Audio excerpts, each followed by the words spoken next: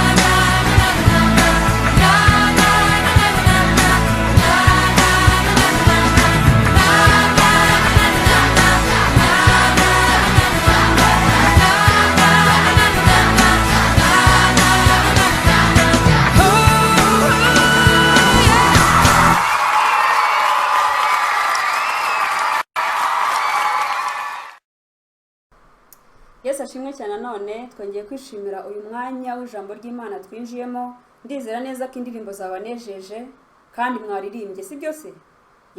Tugiye mu ijambo ry'Imana rero, ndabasaba kugira ngo mutuze kandi mukurikire.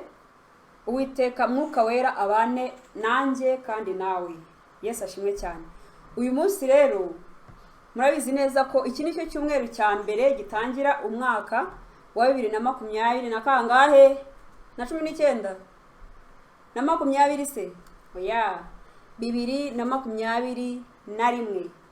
Iki ni cyo cyumweru cya mbere gitangiye umwaka.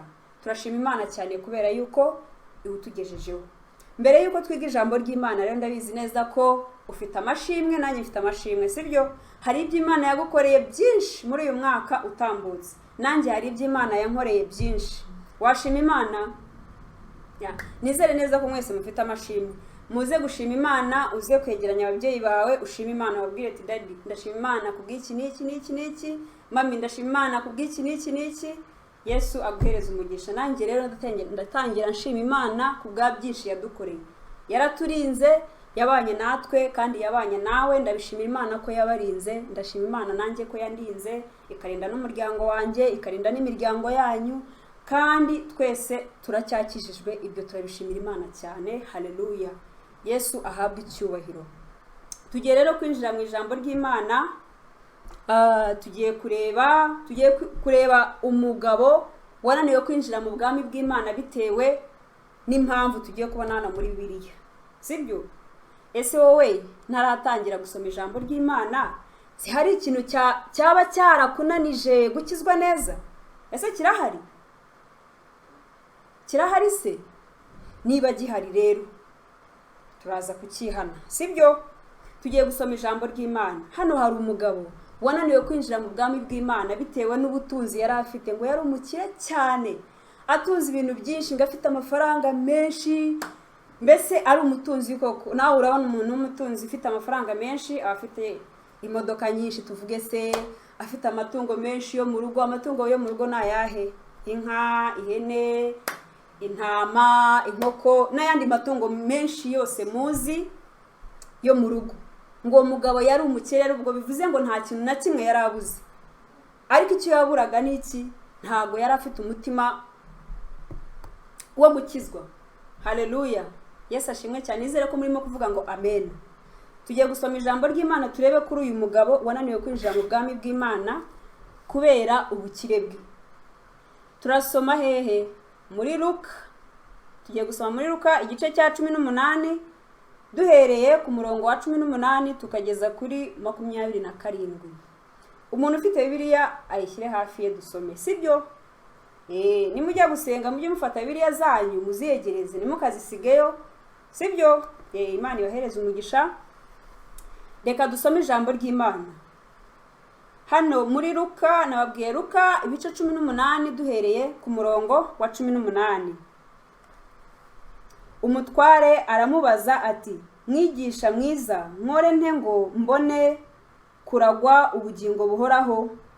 Kuvuga ngo uwo mugabo yari arimo kubaza umwigisha ninde, mwigisha mwiza ninde yavugaga? Ni Yesu, sibyo? Ni Yesu. Aramubaza ati, se nkore nte kugira ngo mbone kuragwa ubwami bw'ijuru? Ese niki nakora? Ese ko ibindi byose nabitunganyije, nkora iki kugira ngo mbone kuragwa ubwami bw'ijuru cyangwa se ubugingo buhoraho? 19. Ngo Yesu nawe aramusubiza ati, unyitira iki mwiza? Nta mwiza keretse umwe, ni Imana. Uzi amategeko ngo ntugasambane, ntukice, ntukibe, ntukabeshyere abandi, wubahe so na nyoko. Mwayumvise ayo mategeko Yesu yamubwiye, yabwiraga uwo mugabo. Aramubwira ngo ibi byose ngo urabizi. Ayo mategeko yose arayamubwira. Ngo noneho uwo mugabo umva kuntu yamusubije.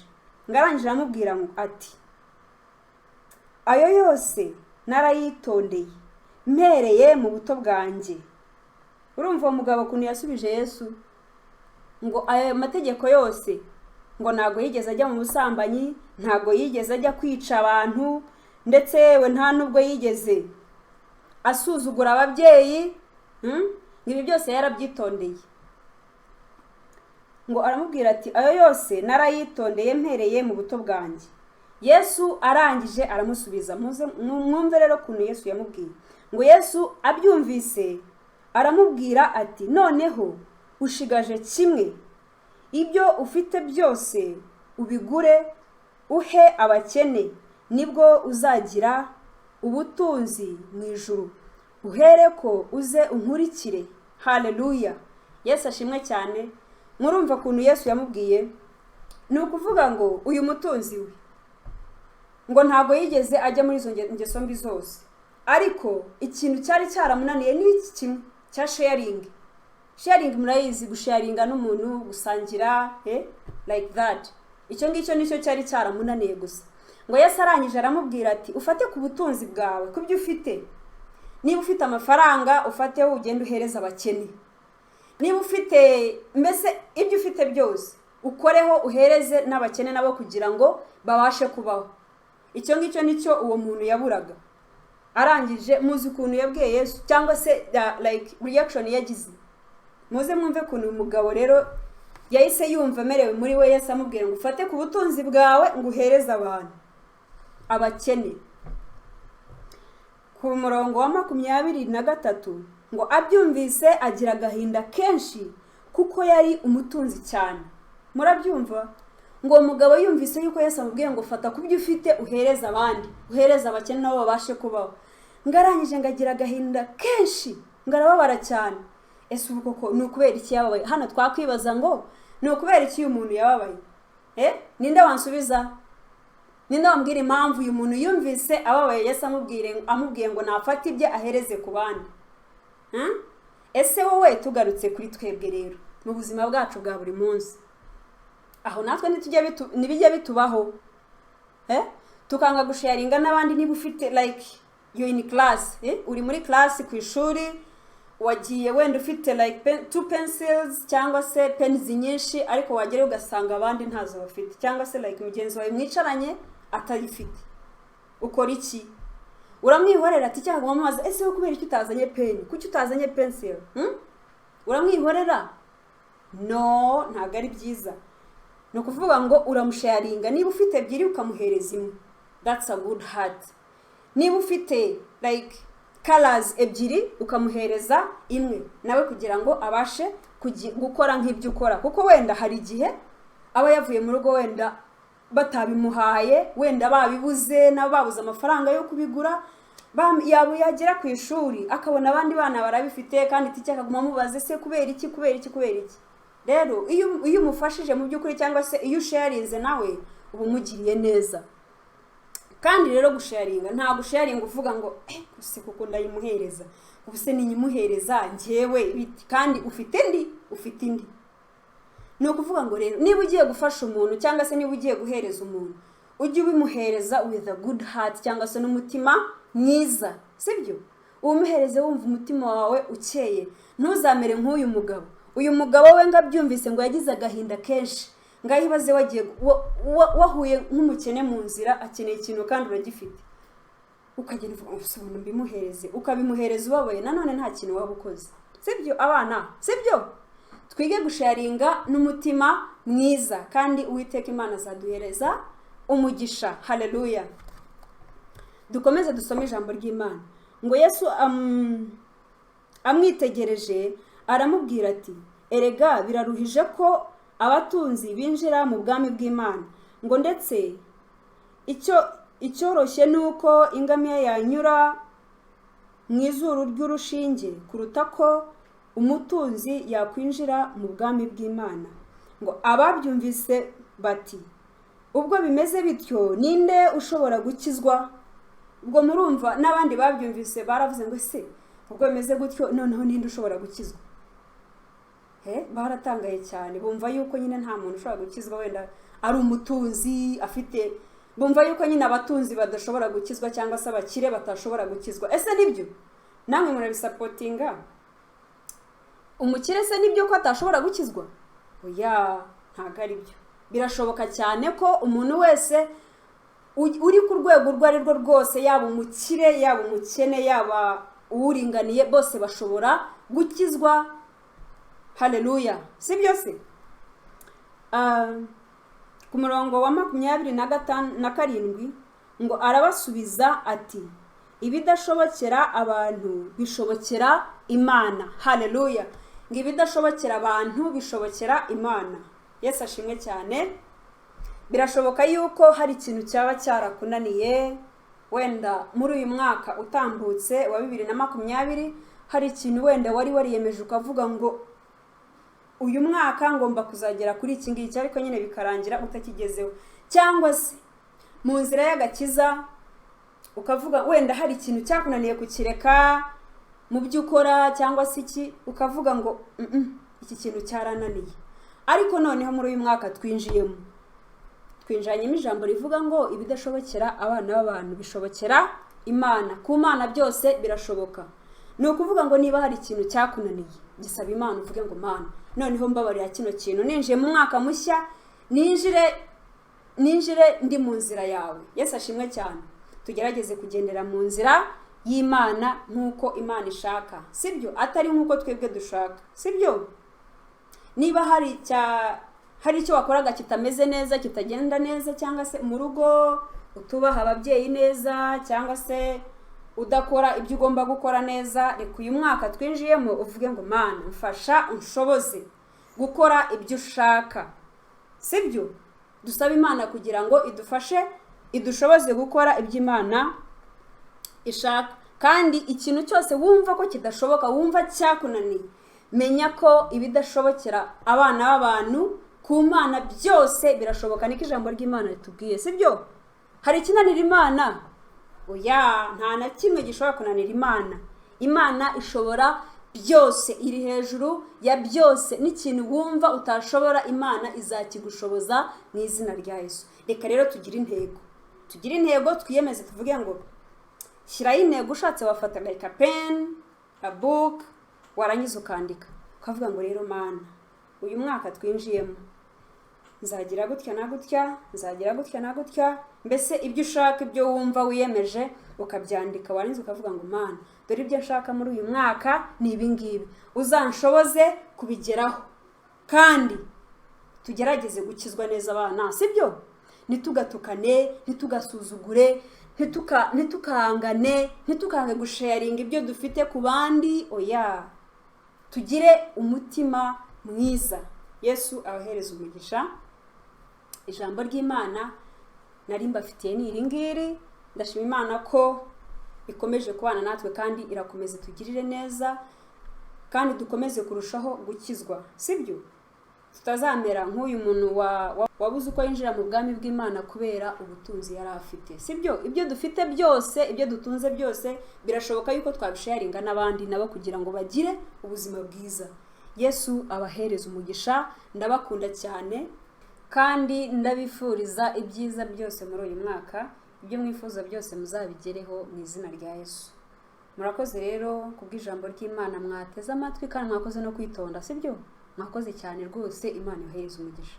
Hanyuma rero tugiye kumva kano karirimbo, kandi duhaguruke namwe mumfashe kuririmba, sibyo? Yego. Thank you.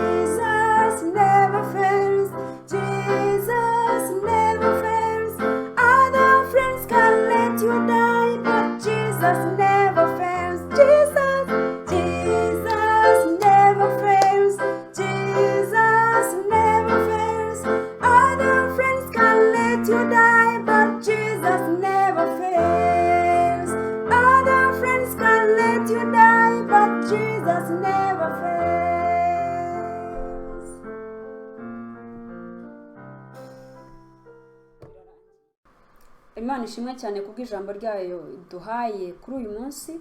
Uwiteka abahereza umugisha. Tugiye gusenga dusoza amateraniro yacu. Mbifurije umwaka mwiza, a very nice one, sibyo?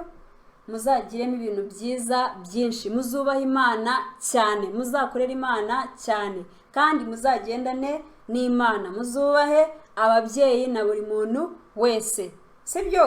Yesu abahereza umugisha. Tugiye kwifata neza rero, dusenge dusoza amateraniro yacu.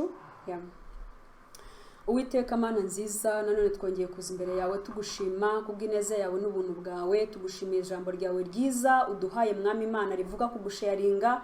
Mwami Imana ikomeye Data, tubonye uyu mugabo ananiwe kwinjira mu bwami bwawe kubera yuko yari atunze byinshi bikamunaniza, ariko Uwiteka Mana turakwinginze twebwe kugira ngo udushoboze ibyo dufite byose, ibyo dutunze byose Mana udushoboze kugira ngo tubigukoreshereze Mwami Imana, byose tubigire kubw'icyubahiro cyawe, tubigukoreshereze Uwiteka Mwami Imana yacu kugira ngo nawe unezerwe Mwami Imana yacu. Turakwinginze rero gendana natwe muri uyu mwaka dutangiye, ugendane natwe, udushoboze kuba abana beza, udushoboze kubaha ababyeyi, udushoboze kugukorera ndetse kandi no kugendana nawe mu nzira yawe nziza ikwiriye Mwami Imana. Turasaba Mwuka Wera kugira ngo aze atuyobore muri byose. Urakoze Mwami Yesu, izina ryawe rihabwe icyubahiro, ni mu izina rya Yesu dusenze twizeye, amen.